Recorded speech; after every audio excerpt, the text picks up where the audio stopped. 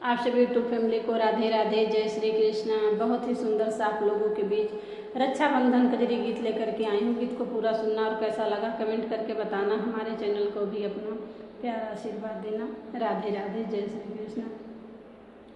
रखिया में सब बहिनी गैली नाई हरवा, रखिया में सब बहिनी गैली नाई हरवा, बहिनी बिन बन में लकड़िया नाय, बहिनी बिन बन में लकड़िया नाय। रोई रोई बहिनी जे आंसुआई पोछया, रोई रोई बहिनी जो आंसुआई पोछे, नाही बावे केहू नाई हरवा से नाय, नाही अइले केहू नाई हरवा से नाय। काहे बनौला विधाता हो गरीबवा, काहे बनौला विधाता हो गरीबवा, कैसे हमें जाई नहीं हरवा नाय। सब बहिनी चली गईली अपने नई हरवा, हम बिनी बन में लकड़िया नाय, हम बिनी बन में लकड़िया नाय। घोड़वा चढ़ल चली आए भैया बीरना, घोड़वा चढ़ल चल आए भैया बीरना, आई के बगियवा भये ठाढ़ना। घोड़वा तो बांधे भैया कदम के पेड़वा, बहिनी से पूछे कुशलतिया नाय।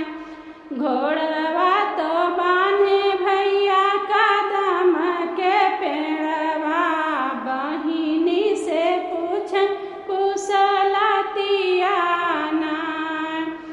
काहे के बैठ्यो बहिनी बनवा के बीचवा, काहे के बैठ्यो बहिनी बन के बीचवा, कही देत्यु दिल के हवलिया नाय, कही देत्यु दिल के हवलिया नाय।